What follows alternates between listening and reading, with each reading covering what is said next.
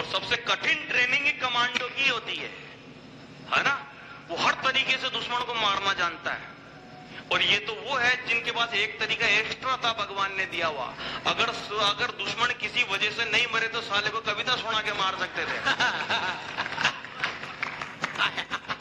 अच्छी कविताएं सुनाई इन्होंने। बेटियां ये है, बेटी वो है, बेटी वो, अच्छी बात है। तो बेटे लोग क्या आसमान से गिरे क्या? प्रकृति ने जो भिन्नताएं बनाई है उसमें ऊंच नीच की कोई संभावना ही नहीं। उसका अपना एक सिस्टम है साहब। लड़की लड़की है, लड़का लड़का, दोनों की प्रतिष्ठा है? जो काम लड़का कर सकता वो लड़की नहीं कर सकती, जो लड़की कर सकती वो लड़का नहीं कर सकता। तो सही कह रहा हूं, प्रकृति ने भिन्नता बनाई। लड़के भी लड़के ही होते हैं। लड़की 300 रुपए का सैंडल भी लाएगी ना तो पूरे मोहल्ले वालों को बताएगी देखो मैं शॉपिंग करके आई हूं। लड़का बेचारा 2000 रुपए की दारू भी पी के आएगा, चुपचाप जाके सो जाएगा, किसी को नहीं। प्रकृति ने स्त्री पुरुष में जो भिन्नताएं बनाई है वो दोनों प्रणव में है साहब। माताएं बहनें आप नाराज मत हो ना, क्योंकि प्रेम कहते हैं कि स्त्री के मन में बहुत प्रेम है, पुरुषों के मन में ज्यादा होता है। मैं सच, आप नाराज मत हो ना, क्योंकि ज्यादातर महिला अपने पति की बहन को प्रेम से नहीं देखती।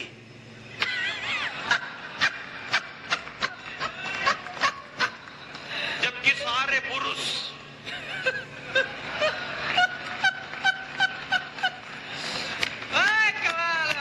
ये वही ताड़ियां बजा रहे हैं जो इसका आनंद लेते हैं। और आदरणीय वेद व्रत वाजपेयी जी तो इस कवि सम्मेलन की शान है, मैं उनको प्रणाम करता हूं। एक बार इनकी चपेट में एक कंडक्टर आ गया। वेद व्रत वाजपेयी जी की कविता सुन के गया था, नया प्रयोग सुनना था।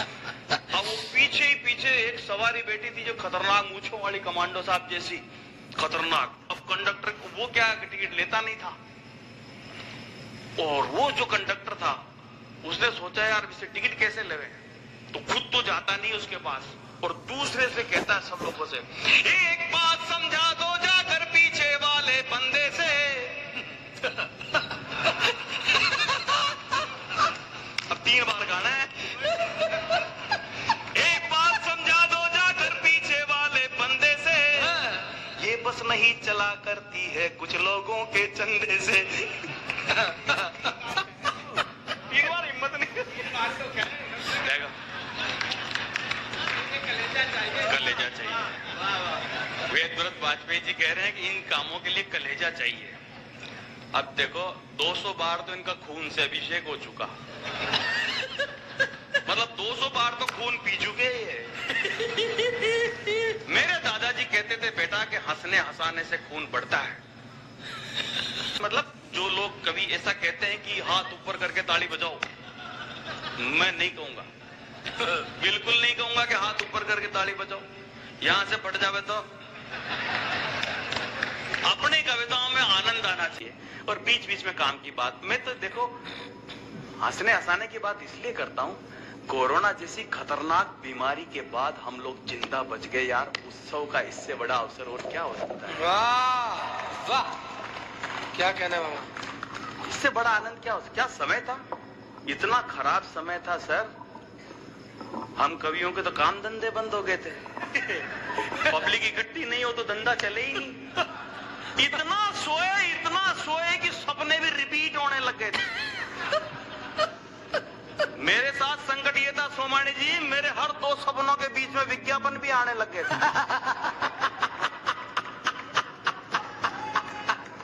पत्रकार बंधु बैठे होंगे, टेलीविजन और अखबारों के समाचार तक बदल गए।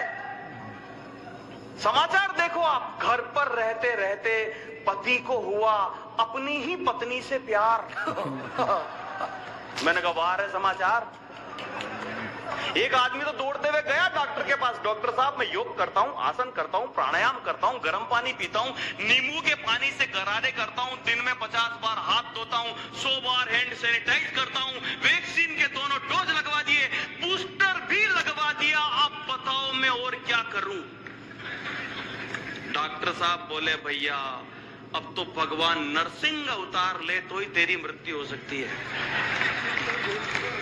या अभी रामचंद्र जी आके तेरी नाभि में तीर मारे तो तू मरे। कितना खराब समय था ये हमारा आदित्य। अच्छा उन दिनों कहीं जा नहीं सकते थे, बाहर जाओ तो ये पुलिस के सज्जन सम्मान करते थे। आदमी सूजी लेने जाता था, सूजी भी लेके आता था, तो इसके घर के बाहर वो सब्जी बेचने वाला आया ठेला लेकर के। ये बोला यार ऐसा कर, तू मेरे घर पे बैठकर थोड़ी देर टीवी देख, मैं तेरा ठेला लेके थोड़ा घूम के आता हूं। वो बोला भाई साहब मैं तो आपके पीछे वाली कॉलोनी में रहता हूं, असली सब्जी वाला तो हमारे घर पे टीवी देख रहा है। बड़ा विचित्र समय था, कितना खराब समय था ये। हमारे महेश दुबे बहुत बड़े कवि, लेकिन उन दिनों कितना ही बड़े कवि हो सभी घबराए हुए थे। बीच में अवकाश मिला तो ये मंदिर गए, जाके पुजारी जी से कहा पुजारी जी बहुत डर लग रहा है। पुजारी जी ने कहा डरने की कोई जरूरत नहीं है, अपना दायां हाथ आगे बढ़ाओ। इन्होंने आंख बंद करके श्रद्धा विश्वास और आस्था के साथ अपना दायां हाथ आगे बढ़ाया। पुजारी जी ने कुछ द्रव दिया, ये पी गए। पीते ही बोले ये तो कड़वा है। बोला पी कहा गया बावड़े, ये तो हैंड सैनिटाइजर है। गुजरी है जिंदगी ऐसे मुकाम से, हाय हाय अपने भी पराये लगने लगे थे सर्दी जुकाम से। वाह वाह। प्रैक्टिकल बात ये है, तबीयत को नासाज बहुत किया है। वाह वाह मामा। तबीयत को नासाज बहुत किया है, शैतानियत का आगाज बहुत किया है। शहरों का सन्नाटा बता रहा था, हमने कुदरत को नाराज बहुत किया है। वाह वाह वाह। अब कुदरत को प्रसन्न करने का सबसे बढ़िया तरीका खुद प्रसन्न हो जाओ। हाँ माइकल लाल, आपको माइक के समझ में आता है कि वो क्या बोल रही है, और उसके बाद वो पायलट बोलता लास्ट में, जिसकी आवाज किसी के समझ में नहीं आती कि वो क्या बोल रहा है। इस वक्त हमारा हवाई जहाज धरती से 35,000 फुट की ऊंचाई पर उड़ रहा है, हम 800 किलोमीटर प्रति घंटे की रफ्तार से दौड़ रहे हैं, बाहर का तापमान इतना डिग्री सेंटीग्रेड। इतने में क्या हो, पायलट जोर से चल रहा है, ओ माय गॉड जल गया जल गया जल गया। हवाई जहाज में पिन ड्रॉप साइलेंस, डरावना सन्नाटा। थोड़ी देर बाद उस पायलट की वापस आवाज आती है, मैं क्षमा चाहता हूं, दरअसल एक गर्मा गर्म कॉफी मेरी गोद में गिर गई थी, आप चाहे तो आकर के मेरी पैंट देख सकते। तो सारे यात्री हिम्मत करके बोले तू बाहर आके हमारी पैंटें दे।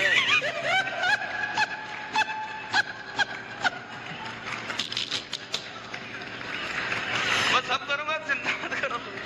मैं ब्राह्मण का वो बेटा हूं जिसको फेरे कराने के मंत्र भी आते हैं, तेरहवीं के भी आते हैं, और ये भी ध्यान रहता है कि कौन सा मंत्र कहां पढ़ना है। अब ये है, ये अच्छा है।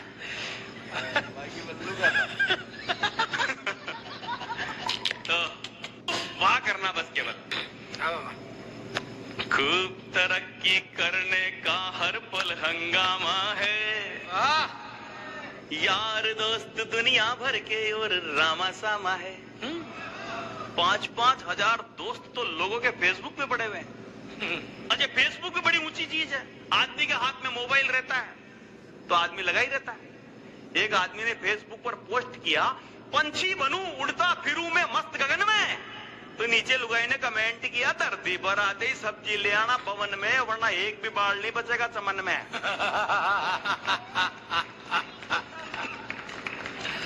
ये आदित्य, मैंने इससे पूछा यार तू कवि सम्मेलन के अलावा और क्या करता है?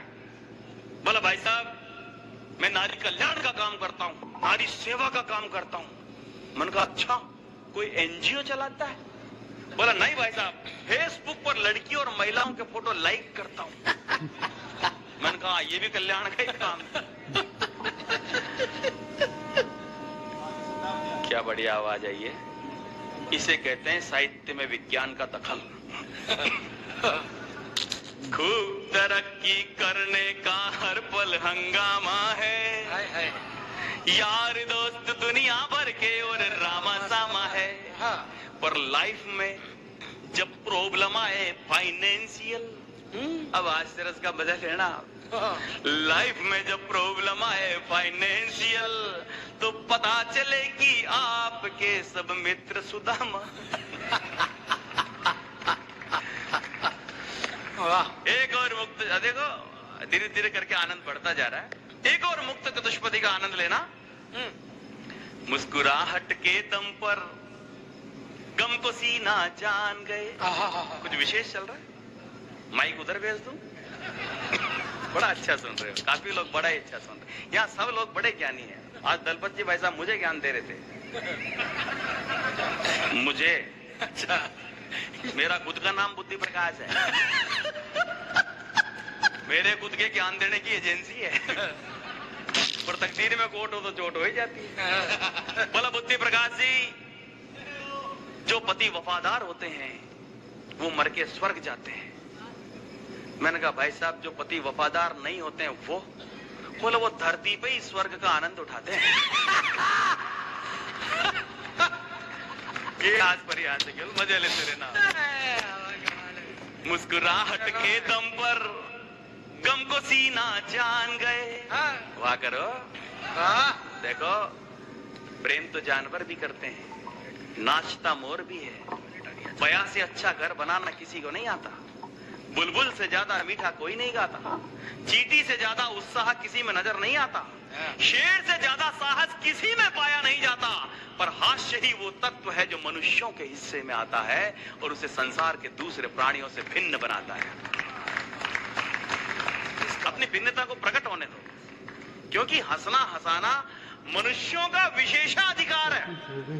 आपने कभी किसी जानवर को हंसते हुए नहीं देखा होगा। अगर कोई जानवर हंसने लगे तो समझ लेना वो इंसान होता जा रहा है। पर अगर कोई इंसान होकर नहीं हंसे तो समझ लेना प्रक्रिया प्रारंभ हो गई है। अब आपके दाएं बाएं बैठे हुए आदमी का फेस चेक करते रहना। गम पर गम को सीना जान गए। वाह की आवाज पूरी नहीं आई तो फिर मैं वापस पीछे घूम जाऊंगा।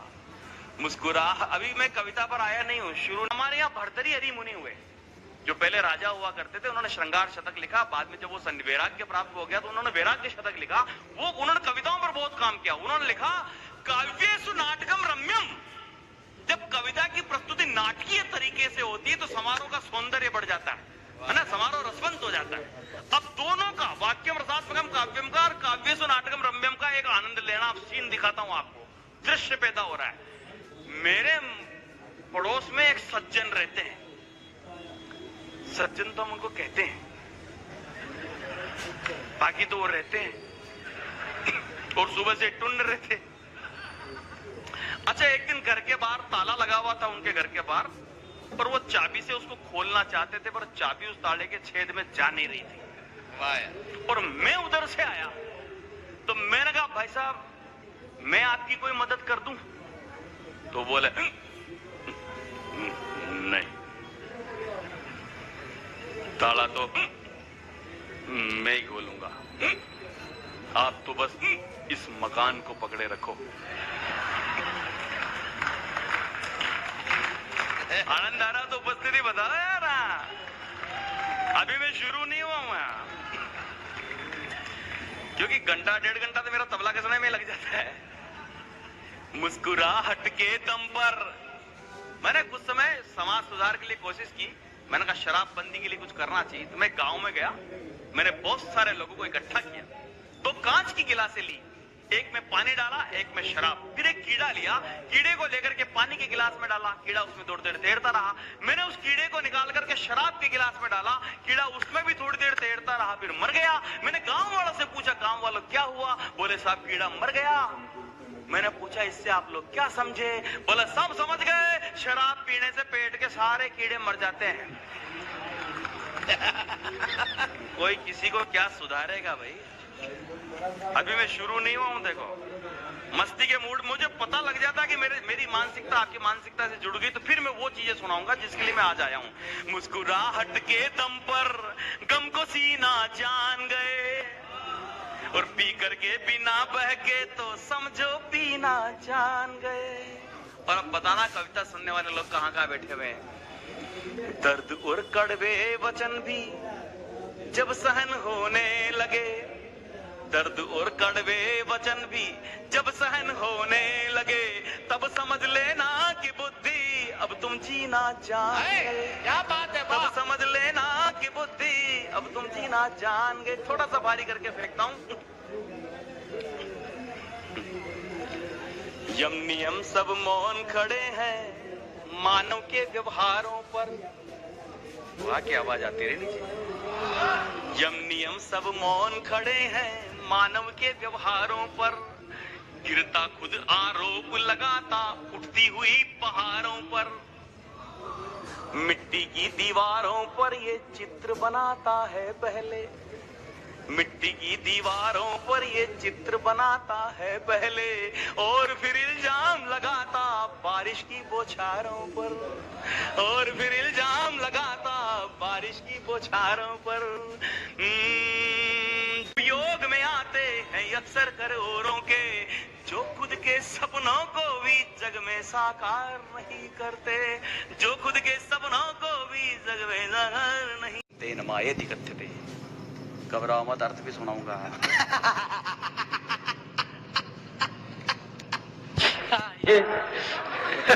जो सत्य है समर, वो तो दिखता नहीं है। पहली बात, तुम जानते ही नहीं कि सत्य कैसे किसी को कहते हैं। कोई बताए सत्य की परिभाषा क्या है? आराम से। सत्य की परिभाषा है कि सत्य हमेशा ही रहता है।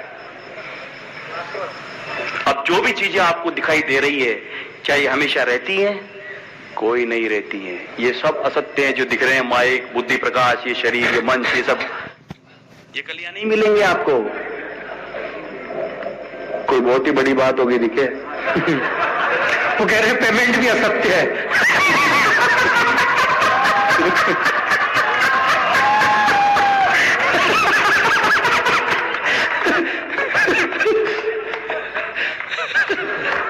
कोई बड़ी बात होगी। अच्छा, हो जाए तो अच्छा है, बाकी का तो बता दो, मैं तो पीता नहीं हूँ। याद आया, याद आया। ये तो प्रोग्राम के बाद की कह रहे। जाएगी जाएगी।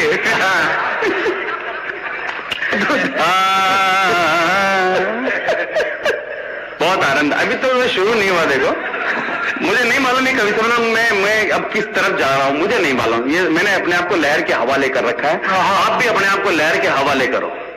जो हो रहा है उसको होने दो यार। बहुत बांध बनाते हैं हम, फिर घबराते हैं कि यार हमने चाहा जो नहीं हुआ। दुख का कारण ही यही था। जो हम चाहते हैं वो नहीं होता है। तो सब सत्ताम है, जो सत्य है वो तो दिखाई नहीं देता, और जो दिखाई देता है वो सत्य नहीं है। तो वशिष्ठ ऋषि प्रभु श्री राम को शिक्षा देते हुए कह रहे हैं कि जो सत्य है वो दिखाई नहीं देता, जो दिखाई देता है वो सत्य नहीं है। फिर भी मनुष्य जिस असत्य को सत्य समझता है, इसी को माया कहते हैं। क्या बात है, इसी को माया कहते हैं, है ना। अब मेरे को मालूम चढ़ गया कि माया वाली बात नहीं कहनी है।